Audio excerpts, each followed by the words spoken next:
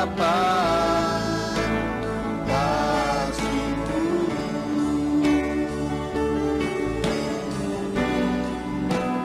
Tinggal dalam indahnya dekapan kasih-Mu. Sekali lagi, tinggal dalam dekapan-Mu. Tinggal dalam indahnya dekapan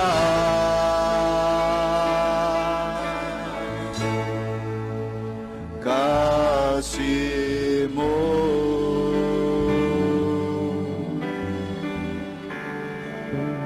Seperti pujian ini mengatakan bahwa indah di dalam hadirat-Mu, di dalam dekapan-Mu Bapa. Kami pada saat ini rindukan biarlah setiap hari kehidupan kami tetap ada di dalam dekapan kasih-Mu. Jangan biarkan kami keluar dari kasih-Mu. Jangan biarkan kami keluar dari jalan-jalan-Mu ya Bapa. Bapa, pada saat ini kami sudah memuji, memuliakan nama-Mu, dan tiba saatnya untuk kami boleh mendengarkan firman-Mu. Kami mengucap syukur buat Sabat yang sudah Engkau berikan bagi kami, sehingga kami boleh menikmati Sabat-Mu, waktu-waktu perhentian bersama dengan Engkau. Biarlah kami boleh semakin memahami apa yang menjadi kerinduan hati-Mu di dalam setiap kehidupan kami. Berikan hikmat buat setiap kami supaya kami boleh mengerti apa yang menjadi kerinduan hati-Mu di dalam kehidupan kami ya Bapa.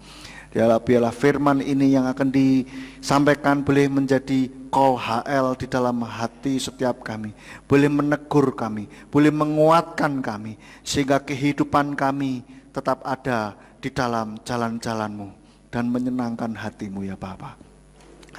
Dan jika ada kuasa kegelapan yang berusaha untuk memalingkan alam pikiran kami dari firman Tuhan, kami bersatu hati, kami tolak, kami usir di dalam nama Yeshua Mesias.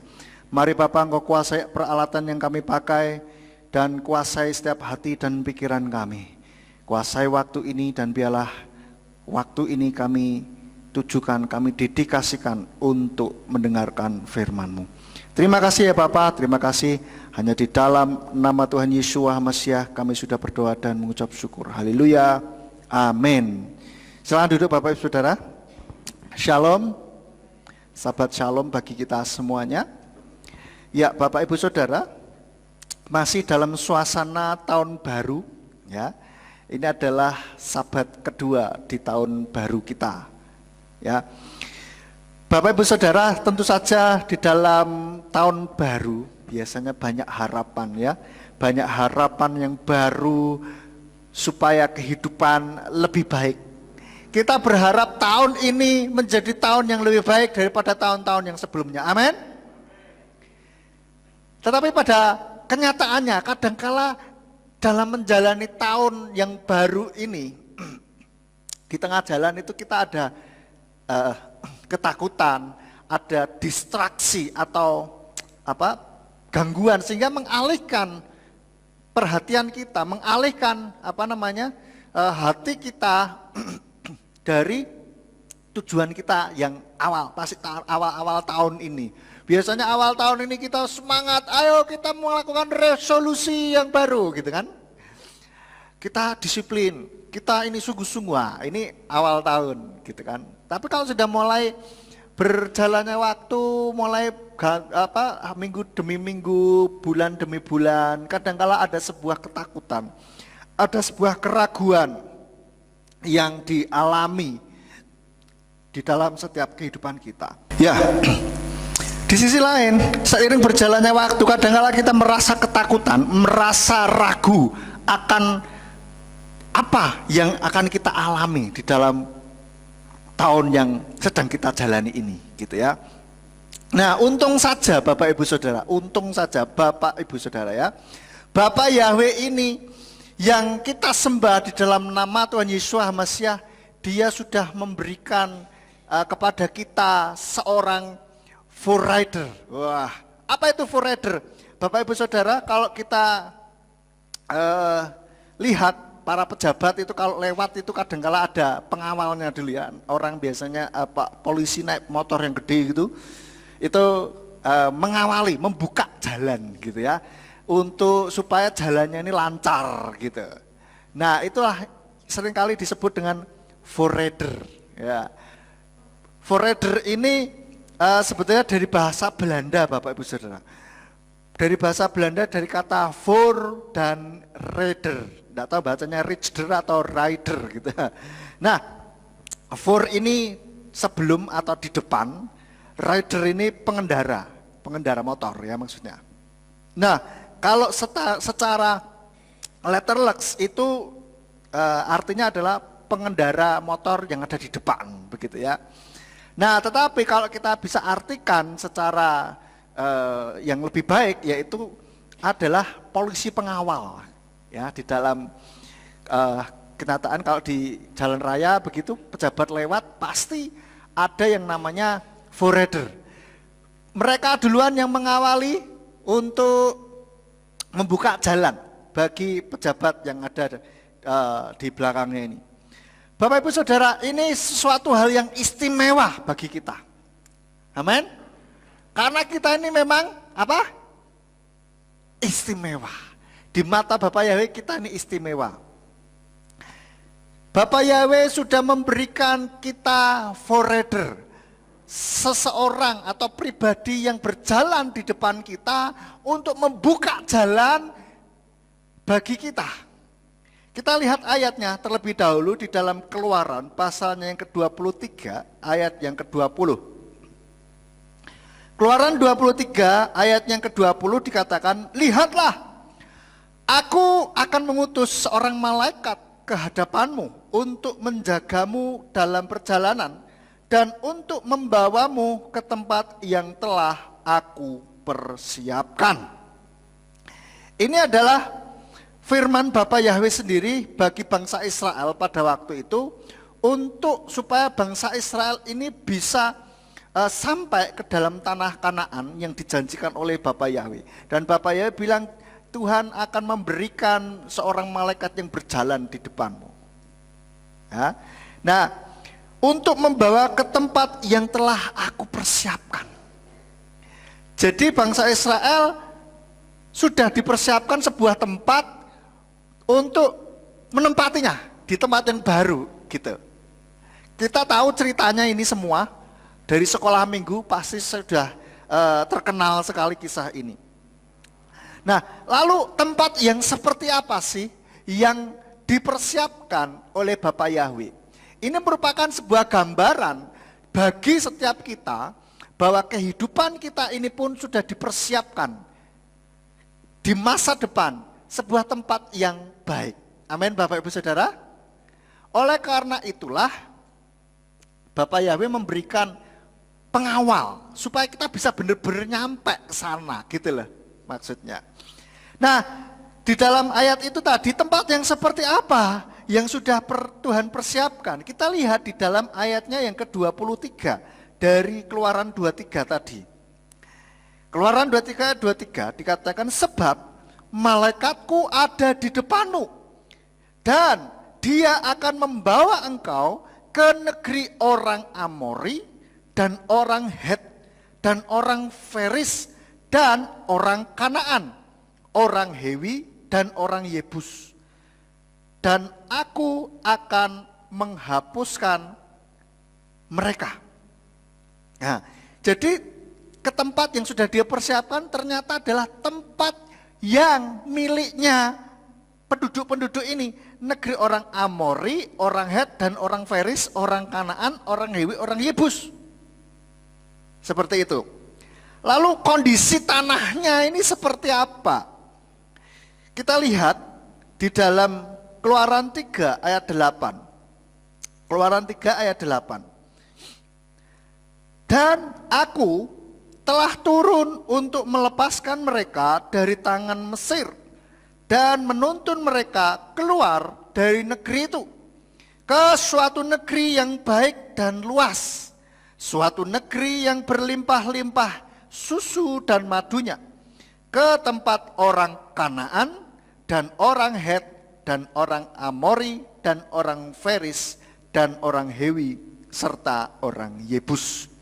Jadi dari sini kita tahu bahwa tanah yang dijanjikan oleh Bapa Yahweh itu adalah bagaimana? Suatu negeri yang baik dan luas. Yang pertama.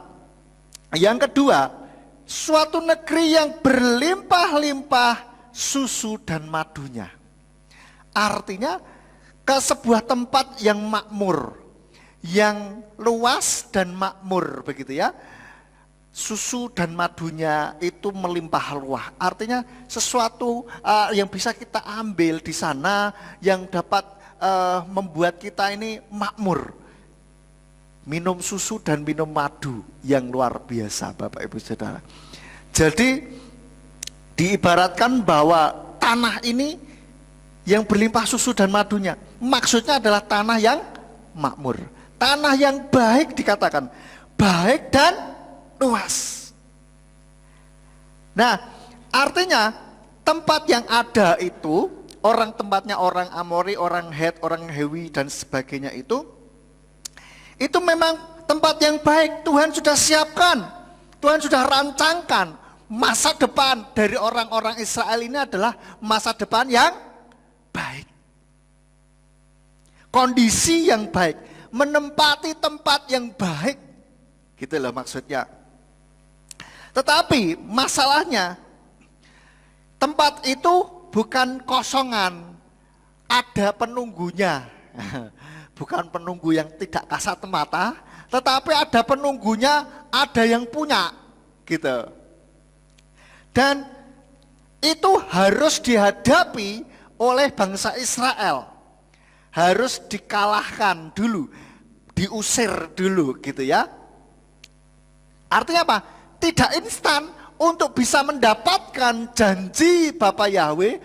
Bangsa Israel tidak mendapatkan itu secara instan. Oke, aku akan memberi tanah yang baik berlimpah susu dan madunya. Tenang saja, waktunya sampai kamu pasti akan dapat tanpa berbuat apa-apa. Tidak, Bapak Yahweh tidak berfirman seperti itu, tetapi Bapak Yahweh mengatakan bahwa itu tempatnya orang Amori, orang Hewi, orang dan seterusnya. Dan itu harus dikalahkan. Nanti ada di ayat-ayat yang selanjutnya, itu dikatakan bahwa Bapak Yahweh minta supaya orang-orang Israel ini mengalahkan mereka, begitu. Nah, artinya ada bagian dari bangsa Israel yang harus dilakukan supaya mendapatkan janji dari Bapa Yahweh ini. Demikian pula dengan kita, Bapak Ibu Saudara. Bapa Yahweh sudah memberikan janji yang luar biasa, masa depan yang penuh harapan. Mungkin ada orang yang bilang, ini ayat yang sangat terkenal sekali ya, kita buka saja ayatnya. Bapak Yahweh kan sudah memberikan masa depan, menjanjikan masa depan yang indah dan penuh harapan. Kita lihat di dalam Yeremia 29 ayat 11, ini ayatnya terkenal sekali gitu kan, untuk orang-orang.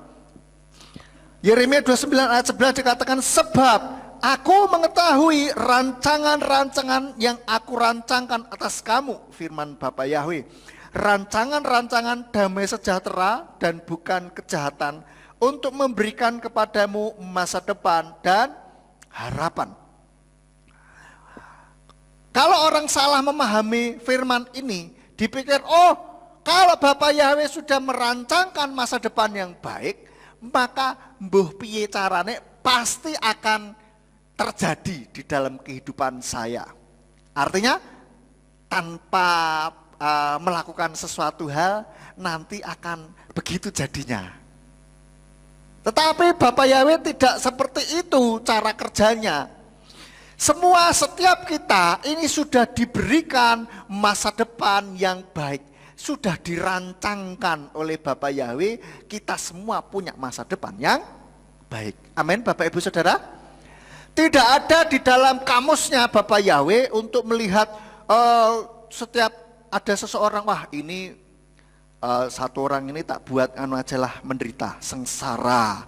Ya nek semua sukses terus apa? Nanti yang tidak ada sengsara. Enggak, tidak seperti itu. Atau ini tak buat jadi anu aja, jadi preman aja lah. Jadi preman pasar we yo. Ini biar ada yang ini. Terus nanti ada yang biar anu jadi gelandangan aja nih ya. Tidak, Bapak Yahweh tidak pernah merancangkan kita untuk jadi gelandangan, untuk jadi orang-orang yang tidak ada masa depan. Semua sudah dirancangkan baik adanya. Karena apa? Setiap kita sudah dirancangkan untuk melakukan pekerjaan-pekerjaan baik. Amin. Di dalam Efesus 2 ayatnya yang ke-10, Efesus 2 kita lihat saja. Efesus pasalnya yang kedua, ayat yang ke-10 dikatakan, sebab kita adalah hasil karyanya yang telah diciptakan dalam Hamasyah Yeshua untuk perbuatan-perbuatan baik yang telah Elohim persiapkan sebelumnya, supaya kita dapat berjalan di dalamnya. Dari ayat ini kita tahu bahwa Tuhan sudah menyiapkan banyak perbuatan-perbuatan baik supaya kita bisa hidup di dalamnya, supaya kita menggenapi rencana dari Bapa Yahweh. Betul ya? Ini saya mengartikan benar enggak saudara? Benar ya? Jadi kita ini diciptakan di dalam Yeshua itu untuk melakukan pekerjaan baik. Artinya ada masa depan yang baik. Tuhan sudah menyiapkan, oh ini loh kamu akan jadi berkat. Tidak melulu berbicara sukses itu berbicara duit yang banyak, terkenal dan sebagainya, tidak melulu itu. Tetapi ketika kita bisa hidup di dalam jalan Tuhan, menggenapi rencana Tuhan bagi setiap kehidupan kita masing-masing, itu merupakan suatu hal yang luar biasa. Masa depan kita itulah saudara. Ya. Nah, Tuhan memang sudah menyiapkan masa depan yang gilang gemilang, yang penuh harapan, yang luar biasa lah pokoknya. Tetapi kita tidak memperolehnya dengan cara yang instan. Tidak cara yang instan. Pokoknya berdoa tok pasti nanti terjadi. Tidak. Ada bagian yang harus kita lakukan. Seperti bangsa Israel ini, ada bagian yang harus mereka lakukan untuk mendapatkan tanah itu. Kalau saudara lihat orang Amori, orang Hewi, orang Yebus dan sebagainya itu, kalau saya pernah meneliti satu sukunya yaitu orang Amori. Orang Amori itu gede-gede saudara, besar, itu raksasa-raksasa. Orang Amori, ya itu saya pernah lihat, pernah meneliti kira-kira tingginya bisa lebih dari 10 meter saudara, tinggi banget. Makanya bangsa Israel pernah mengatakan ketika mengintai tanah Kanaan, mereka, wih, orangnya gede-gede gitu. Itu tidak hiperbola, memang begitu orang gede. Dan mereka lihat kami seperti belalang di mata mereka. Demikian pula mereka melihat kami seperti belalang. Bayangkan saudara, itu orang gede segede apa gitu kan? Gede banget. Dan kalau kita bisa perhatikan lagi bahwa tanah yang ada di sana, mereka mengambil setandan apa? Buah anggur. Setandan saudara, enggak sepohon, setandan buah anggur. Itu mereka harus pikul dengan 2 orang. Itu saudara bisa lihat, bisa bayangkan kira-kira gedenya seberapa itu loh. Biasanya anggur cuman kita cengkiwing seperti ini. Cengkiwing itu apa bahasa Indonesianya? Ya yang diambil dengan jari seperti ini aja bisa gitu kan. Tapi ini harus dipikul 2 orang, saudara. Itu gedenya luar biasa, makan satu mabuk mungkin ya. Itu luar biasa banget gitu. Dan mereka tentu saja orang Amori ini tidak dengan serta-merta, bangsa Israel datang, ya wis silahkan masuk, saya tak pindah. Ayo bangsa Amori semuanya pindah. Enggak mungkin. Pasti akan berperang. Kamu siapa? Cilik-cilik mau merebut tanah kami. Wah, kan mungkin seperti itu kalau dikonstruksikan. Gak bisa. Wah, kamu kecil-kecil tak pites saja bisa, ya kan? Segede belalang diumpamakan. Nah, mereka gede-gede seperti itu, gampang saja mengalahkan. Gak bisa. Kamu tidak bisa merebut. Pasti seperti itu. Tetapi bangsa Israel harus menghadapinya. Nah, demikian pula kita. Kita sudah dipersiapkan masa depan yang luar biasa oleh Bapak Yahweh. Tentu saja ada halangan, ada tantangannya Bapak Ibu Saudara. Enggak enak-enak saja, jalannya tidak mulus. Pasti ada saja yang menghambat. Ada saja yang membuat kita supaya tidak bisa mencapai itu semua. Ya toh? Kalau kayak begitu, kalau flat baik-baik saja, jalannya lurus, enak mendapatkan masa depan itu, wah, tidak ada orang yang sengsara, saudara. Tidak ada orang yang keluar dari rencana dari Bapa Yahweh. Nah, orang bisa keluar kenapa? Karena nggak kuat menghadapi tantangan, nggak kuat menghadapi godaan, nggak kuat menghadapi apa yang ada di depan mereka ini, tantangan itu, saudara. Maka dari itulah kita harus kuat dan mantap. Seperti tahun ini kita temanya adalah kuatlah dan mantaplah, saudara. Karena kita tahu melalui firman pada Sabat kali ini bahwa Bapa Yahweh sudah mengirimkan seorang forerunner atau polisi militer yang berjalan di depan kita, pengawal kita, membuka jalan kita, saudara. Bapak Yahweh tidak pernah meninggalkan kita, maka dia mengirim utusannya. Utusannya, forerunner bagi kita ini apa? Bisa macam-macam. Yang jelas adalah firman dari Bapak Yahweh. Untuk membimbing kita, menuntun kita, membuka jalan kita. Supaya kita bisa memperoleh masa depan yang sudah Tuhan berikan, yang sudah Tuhan rancangkan bagi setiap kita. Asal ada syaratnya. Ada, kalau iklan itu ada tanda bintangnya. Syarat dan ketentuan berlaku, saudara. Ya. Nah, apa saja syarat dan ketentuan itu, atau apa yang harus kita lakukan supaya forerunner yang ada di depan kita ini bisa betul-betul membuka jalan kita sehingga kita bisa mencapai apa yang Tuhan sudah rancangkan dalam hidup kita. Yang pertama, berjaga-jagalah dan dengarkan suaranya. Di dalam Keluaran 23 ayat 21 tadi. Keluaran 23 ayat 21 dikatakan, berjaga-jagalah di hadapannya dan dengarkanlah akan suaranya. Janganlah engkau membuat dia kepahitan, karena dia tidak akan menanggung pelanggaranmu, sebab namaku ada di dalam dia. Artinya ada sebuah petunjuk-petunjuk di dalam forerunner ini. Dialah yang menjadi petunjuk kita, Bapak Ibu Saudara. Dalam bentuk apa? Macam-macam. Dan kalau boleh saya katakan, ini Roh Kudus yang ada di dalam hati kita. Dia ini akan juga mengingatkan kita, yang akan membimbing kita, menuntun kita. Ya.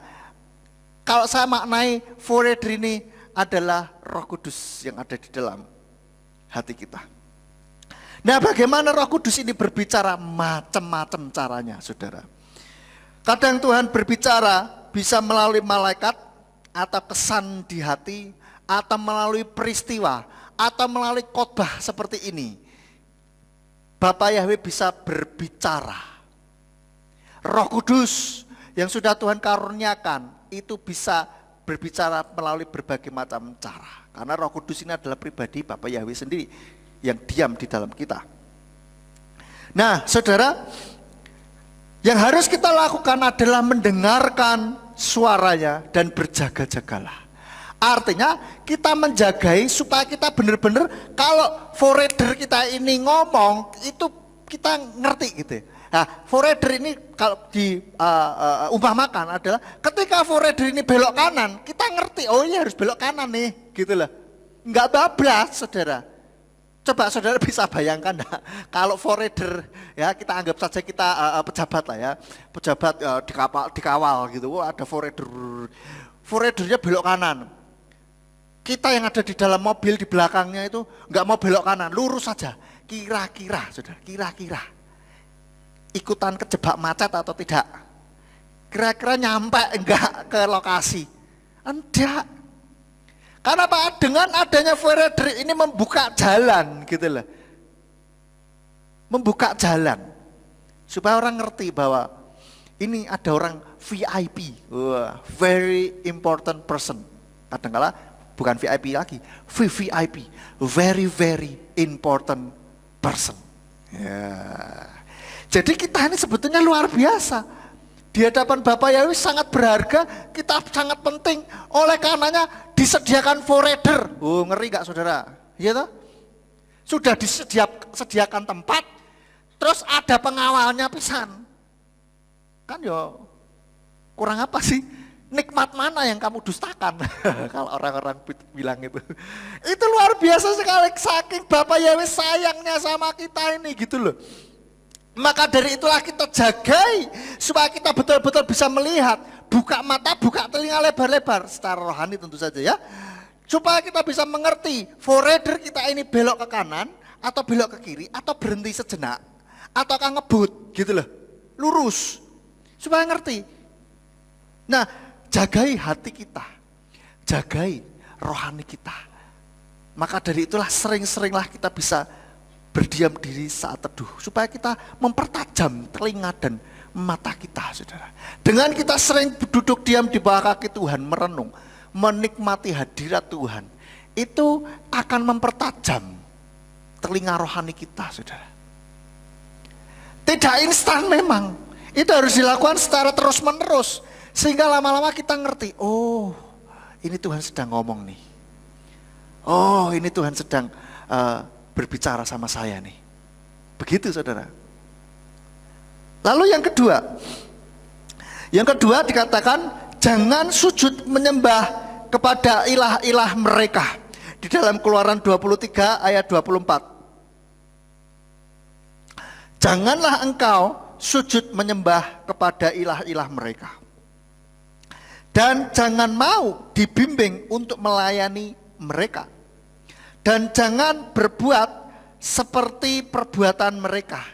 Sebaliknya, engkau harus benar-benar merobohkan dan benar-benar menghancurkan tugu-tugu berhala mereka. Artinya saudara, kita jangan ikut-ikutan akan seperti orang-orang yang ada ya di luaran sana, yang mempunyai sesembahan yang lain, ya toh? Jangan ikut-ikutan menyembah sesembahan mereka. Jangan tunduk pada sesembahan yang lain dan jangan takut kepada sesembahan mereka. Di sini dikatakan ya, di ayat tadi, janganlah engkau sujud menyembah kepada ilah-ilah mereka. Ini gambaran bahwa setiap orang-orang di sana itu ada sesuatu yang mereka andalkan gitu, sesuatu yang mereka gantungkan, menggantungkan diri gitu loh. Ya, itu ada sesuatu yang mereka andalkan. Tentu saja bukan Bapak Yahweh, karena di sini dikatakan jangan sujud menyembah kepada ilah-ilah mereka. Nah, tantangan-tantangan kita anggap orang Amori, orang Hewi, orang Feris, orang Yebus dan sebagainya itu adalah tantangan-tantangan yang ada di depan kita. Atau mungkin orang-orang yang berusaha mendistraksi kita, berusaha mengalihkan perhatian kita dari tujuan Tuhan. Mengalihkan perhatian kita dari tekad kita untuk mencapai apa yang Tuhan janjikan. Nah, mereka kadang-kala orang-orang di sekitaran yang tidak kenal Bapak Yahweh, andalan mereka tuh macam-macam Bapak Ibu Saudara, ya. Ada yang mengandalkan apa? Jimat, ada yang mengandalkan harta, tahta, dan cinta. Popularitas, terus apa lagi? Follower, subscriber, kalau zaman sekarang gitu Saudara ya. Nah, jangan kita andalkan yang model-model seperti itu. Kemampuan mereka, keterampilan mereka, ya. Jangan sujud menyembah. Artinya apa? Jangan seperti mereka mengandalkan ilah-ilah mereka ini, gitu lah. Dan jangan kita berpaling kepada ilah-ilah mereka. Kita mulai terdistraksi mungkin dengan wah itu punya duit banyak kok kayaknya enak ya. Kerja sampai siang malam, kaki jadi tangan, tangan jadi kaki. Terus seperti siang malam tidak dan yang ada di pikiran adalah duit terus gitu kan, sehingga menghalalkan segala cara untuk mendapatkan duit. Nah, itu sama saja kita sudah mulai sujud menyembah kepada ilah-ilah lain, ilah-ilah mereka gitu lah. Terus mungkin punya kekuasaan, tahta tahta gitu kan, jabatan. Wah, kayaknya keren nih. Wah, saudara dalam bekerja akhirnya berusaha membuat atasan terkesan sehingga kita supaya bisa naik pangkat, naik jabatan. Bahkan kalau ada lelang jabatan, kita pun ikut lelang jabatan. Maksudnya lelang dalam ini ya, yang berani membayar lebih. Akhirnya kita berusaha supaya dapat kekuasaan dengan membayar lebih. Wah, ini kita sudah sujud menyembah kepada ilah-ilah mereka. Nah, oleh karena itu saudara, jangan mau didistraksi kepada ilah-ilah lain, ilah-ilah zaman ini ya. Sesuatu yang bukan Tuhan tetapi diandalkan oleh orang. Lalu selanjutnya, yang ketiga, apa yang harus kita lakukan? Harus beribadah kepada Bapa Yahweh. Di ayat yang ke-25 dikatakan, dan kamu harus beribadah kepada Bapa Yahweh Elohimmu, maka Dia pasti memberkati roti makananmu dan air minumanmu, dan aku pasti menjauhkan penyakit dari antaramu. Bapak Ibu Saudara, ketika kita beribadah kepada Bapa Yahweh dengan sungguh-sungguh, beribadah kepada Bapa Yahweh, bukan yang lain, tidak pakai nama lain. Bapa Yahweh sudah memberikan janji bahwa Dia akan memberkati makanan dan minuman kita. Artinya apa? Kita bisa makan dan minum dengan baik. Dan di sini dikatakan, aku akan menjauhkan penyakit, aku pasti menjauhkan penyakit dari antaramu. Artinya apa? Penyakit ini kan kadang-kala bisa menggerogoti berkat-berkat Tuhan, terutama dalam hal materi, dalam hal ini ya toh. Yang harusnya tidak perlu keluar duit, harus keluar duit, begitu kan? Nah, Bapak Yahweh akan menjauhkan itu dari setiap kita.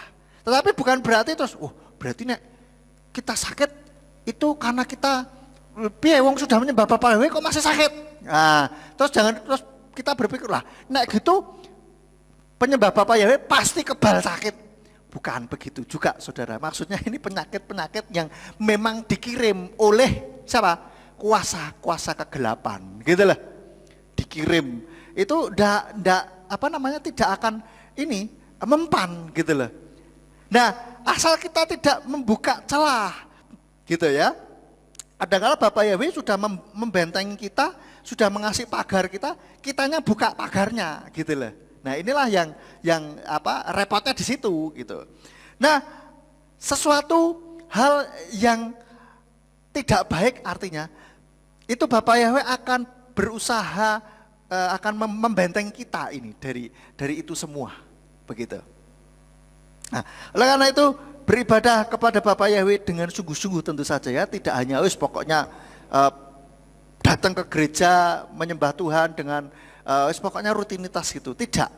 Tetapi harus dengan sungguh-sungguh dan dengan segenap hati kita.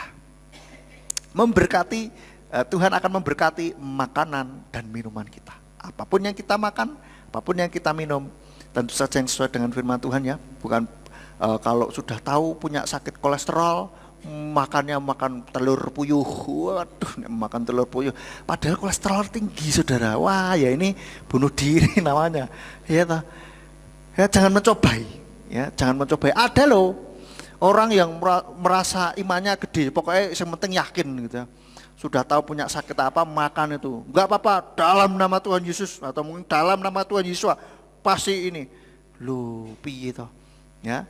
Jadi kita harus baik-baik juga dalam melakukan apa yang menjadi bagian kita, saudara. Nggak ngawur gitu loh. Iman kita bukan iman yang kodo. Kodo itu bahasa Indonesia apa? Apa ya? Tidak apa? Keras kepala. Ya, tidak yang asal gitu ya. Pokoknya, iman pokoknya. Wah, ini repot saudara. Iman pokoknya itu sudah angel. Karena seolah-olah semuanya itu Pokoknya yakin, yang penting yakin nanti terjadi mujizat. Kayak gitu loh. Padahal kan Bapak Yahweh sudah memberikan juga hikmat bagi kita. Terus ada hukum alam segala macam. Ya itu kalau tidak ditaati ya bagaimana? Masa Bapak Yahweh harus memberikan mujizat terus sama kita? Wah, itu tadi contoh, sakit kolesterol, makannya telur puyuh, sate telur puyuh, wah itu makan 1, 2, 3 terus. Ya kan? Itu akan membuat kita pokoknya yakin gitu. Ya enggak bisa begitu, tetap ada hukum alam kok. Ya, taatilah. Enggak bisa terus berdoa langsung berubah gitu. Bapak ya suruh kasih excuse suruh memaklumkan apa yang kita lakukan. Nah, kok enaknya? Nah, kita siapa gitu loh. Iya toh? Kok enaknya Bapak ya minta tolonglah di excuse khusus saya khusus, ya bener aja. Iya toh? Oke, selanjutnya yang keempat. Apa yang harus bangsa Israel lakukan atau apa yang harus kita lakukan untuk bisa mendapatkan apa yang Tuhan rancangkan di dalam kehidupan kita, untuk kita bisa sampai ke sana. Yang keempat, jangan mengikat perjanjian dengan ilah mereka. Kita lihat di ayat yang ke-32. Janganlah engkau mengikat perjanjian dengan mereka dan dengan ilah-ilah mereka. Artinya jangan kompromi. Jangan kompromi atau kerjasama dengan ilah lain. Ya, kalau kita di GPF ini tidak kompromi tapi tidak radikal. Radikal ini wah kayak ya saudara tahu nek sing yang di TV-TV itu ya masuk berita itu ya wah sweeping. Terus apalagi harus nurut. Terus yaitu kode itu tadi salah satunya. Itu enggak boleh ya, kita tidak seperti itu saudara ya. Iman kita tidak seperti itu. Iman kita adalah beriman tidak kompromi tetapi tidak radikal. Radikal itu pokoknya wah kaku sekali gitu loh ya, kaku dan kasar. Tidak, kita enggak model seperti itu. Kita lebih bermain cantik saudara. Kita lebih bijaksana lah ya, lebih wise. Nah, artinya jangan kompromi, jangan kerjasama dengan orang-orang yang enggak benar. Ya, jangan kerjasama dengan orang-orang yang tidak melakukan kebenaran. Misalkan nih, dulu saya ingat ya, kalau saya bagian pembelian untuk satu sekolahan itu harus melalui saya, harus sepengetahuan saya. Kalau beli apa, bahkan beli keran air pun harus sepengetahuan saya. Sekecil-kecilnya harus Nah, saudara, waktu itu mau bikin map rapor yang ada yang api itu loh saudara, yang busanya ada depannya itu ada busanya, terus ada plastiknya di dalam itu loh. Nah, model seperti itu. Nah, ada orang yang suppliernya bilang, kita sudah pesan, oke, kita pesan 100 gitu kan. Oke, Pak, harga berapa Pak tadi Pak? Sekian. Oke. Sudah? Waktu mau bikin nota, notanya mau ditulis harga berapa? Harga berapa? Maksudnya? Ya sesuai yang apa yang sudah disepakati tadi kok. Tanya harga berapa? Kalau bisa dikurangi lagi saja ya kan begitu. Lebih murah lebih bagus kan begitu. Ya sesuai apa yang sudah disepakati aja Pak, berapa kan begitu. Oh, saya pikir ada nanti untuk bagian Bapak. Wah, enggak Pak. Nah, ini loh, jangan kompromi saudara. Ya, pernah saya juga dulu awal-awal masih di Surabaya mau peresmian gedung sekolah oleh wali kota Ibu Tri Risma hari ini waktu itu. Pinjem untuk biasanya kan peresmian gong, dung kan begitu. Nah, itu penanda lah ya. Itu pinjem gong, cari dapat. Terus habis itu kok tiba-tiba ngasih ini untuk Bapak loh. Untuk apa Pak? Ya karena sudah nyewa. Loh, mending didiskonkan saja di mana? Di notanya kan begitu. Orangnya agak piye gitu, bingung. Saya juga ikut bingung. Loh, lah piye kudune kan gitu. Ya kan harusnya kalau misalkan ini ya sudah kalau mau kasih apresiasi mending didiskon lagi kan begitu, lebih ini. Karena apa buat saya bagian pembelian. Kalau saya sebagai perwakilan sekolah, kan begitu. Kalau sekolah institusinya sendiri kan enggak mungkin bisa beli dong. Institusi modelnya kan enggak kelihatan bentuknya juga begitu, institusi gitu loh. Kan perwakilan. Nah, perwakilan ini kan ini, dan juga saya kan digaji salah satunya tugas kan untuk itu gitu loh. Jadi ya sudah include gitu loh. Enggak perlu dapat enggak perlu ini mengambil keuntungan lagi gitu. Menurut saya sih seperti itu. Jadi kalau diajak kerjasama kompromi ya, gak apa-apa lah. Ayo ini. Nah, jangan mau saudara. Ya, itu tidak kompromi. Lalu bisa juga bentuk lain yaitu sinkritisme. Nah, sinkritisme itu apa? Sinkritisme itu mencampurkan keyakinan kita dengan keyakinan lain gitu. Contohnya, sudah kenal nama Bapak Yahweh, tapi masih saja kedukun. Mbah, tolong Mbah. Nah, itu sinkritisme. Sudah kenal Bapak Yahweh kok masih kedukun gitu loh. Sudah percaya Bapak Yahweh kok masih percaya tahayul. Di sana itu loh, hati loh. Tempatnya keramat loh nih.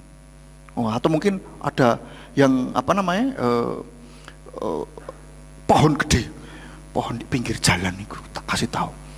Itu ono penunggu nih. Kamu harus naik ke sana. Nuwun Mbah. Harus ngomong gitu. Pernah saudara mendengar ada tahayul yang model seperti itu? Nah, di Bukit Doa juga begitu. Di Bukit Doa saya dengar dulu ya, enggak tahu kalau sekarang. Dulu ada pohon apa itu, pohon durian atau pohon apa gitu tempat kita. Itu setiap kali mobil lewat itu mesti tin gitu kan. Awal-awal saya pikir kenapa ya, waktu itu saya sempat nginep di sana. Waktu itu masih ada Mas Dano sama Mas Irawan. Mas, kok mesti klakson kok ya? Enggak motor, enggak mobil, mesti saudara tin gitu. Tak pikir naruh-aruh apa aruh-aruh kita. Enggak. Itu ada yang dipikir pohon yang angker gitu, itu mereka kulon nuwun gitu loh. Lah inilah ya lucu gitu loh buat saya. Ini tahayul saudara ya. Terus apa lagi? Percaya dengan sesuatu hal kayak perbintangan, horoskop. Wah, lihat hari baik. Oh, ini jangan keluar rumah ini. Ini hari sial nih ya. Terus kalau mau ini cocoknya jodohnya sama bintang ini, bintang itu, saudara. Ini mulai sinkritisme gitu lah, mencampurkan keyakinan yang kita punya dengan keyakinan yang lain. Kompromi namanya. Ya, terus kita yaitu tadi misalkan lagi kalau ke ini ke makam. Kalau ke makam boleh enggak sih kira-kira ke ini saudara kita, keluarga kita, boleh enggak sih? Boleh-boleh saja, tapi ada tapinya. Jangan terus duduk termenung seperti yang Bapak Gembala contohkan itu ya. Nanti minta izin, Mbah, dongakno nggih, kula badhe kawin, gitu? Atau Mbah, aku kudune apa ya? Nah, atau usaha apa ya? Atau piye lah, pokoknya menanyakan atau minta bantuan doa kepada yang sudah di dalam kuburan itu. Ya itu enggak boleh saudara. Lah kalau bersih-bersih kuburan boleh, ya silahkan, boleh-boleh saja. Asal tidak berdoa di situ kan begitu. Tidak mendoakan arwahnya. Karena kita yakin bahwa arwah dari orang-orang yang sudah meninggal, apalagi di dalam Bapak Yahweh, itu sudah bersama dengan Bapak Yahweh di Firdaus. Amin. Sudah berbahagia, sudah senang di sana. Maka artinya kita jangan kompromi, jangan sinkritisme itu ya dalam iman ini ya. Jangan sinkritisme, mencampurkan iman yang kita punya dengan iman yang lain. Makanya kita tidak ada doa 3 harian, 7 hari, 10 hari, terus berapa hari? 40 hari, terus 100 hari, terus 1000, habis 1000? Sudah? Ngentek itu kapan Pak? Penghabisan berapa Kak? Hari keberapa? 3 tahun. Oh ya, 3 tahun. Habis 3 tahun sudah. Oh, nanti tiap bulan apa harus didoakan, kasih sesuatu begitu. Enggak habis-habis saudara. Ya toh? Oke? Nah, itu mulai sinkritisme. Jadi jangan. Karena apa? Bapak Yahweh adalah Tuhan yang cemburu, saudara. Cemburu, saudara. Ya. Terus apa pakai pesugihan juga begitu, wah cemburu tuh, gitu. Kalau saya pernah ingat, Bapak Gembala pernah cerita, biasanya kalau orang dulu pakai pesugihan, begitu kenal Bapak Yahweh, ya, atau kenal Yesua, waktu dulu belum kenal Bapak Yahweh ya, masih Yesus Kristus juga, bertobat intinya gitu ya. Tadinya pesugihan, ini bertobat, biasanya dihabiskan dulu. Nanti setelah itu bangkit lagi. Ya kok bisa begitu? Kalau saya menangkapnya begini, oh Bapak Yahweh kan Tuhan yang cemburu, ya kan, cemburuan toh. Maka Bapak Yahweh nggak mau umatnya ini ada bekas barang-barang pemberian dari ilah lain, begitu. Nggak mau, makanya dihabiskan dulu. Nanti Bapak Yahweh yang akan ngejoki, akan memberikan, akan mengisi lagi gitu, dan akan lebih baik. Seperti itu, jauh lebih baik. Nah, kalau saya mengumpamakan, ini berarti seperti orang cewek cowok itu cemburuan. Contohnya cowok itu cemburuan gitu ya. Ada orang cewek terus jadian nih, pacaran. Dulu punya pacar, sudah putus sama mantannya nih ya. Tapi barang-barang mantannya ini masih disimpan sama si cewek ini. Nah, si cowok cemburu, saudara. Buang enggak? Buang. Nah, gitu loh maksudnya. Gampang tak toko lo mana kan begitu. Gampang tak belikan lagi begitu loh. Nah, saya melihatnya mungkin Bapak Yahweh modelnya seperti itu ya, cemburuan itu ya. Jadi, wah barang-barang dari mantan pacar buang. Nggak, aku nggak mau, buang semua. Tak belikan lagi, lebih bagus. Nah, mungkin seperti itu Bapak Saudara. Maka dari itulah Bapak Yahweh adalah Tuhan yang cemburu. Jangan bangkitkan cemburu Bapak Yahweh. Amin. Lakukan bagian kita, maka apa yang sudah Bapak Yahweh berikan, rancangkan bagi setiap kita masa depan yang indah dan penuh harapan itu, maka kita akan bisa sampai ke sana. Ikuti apa yang forerunner kita ini katakan.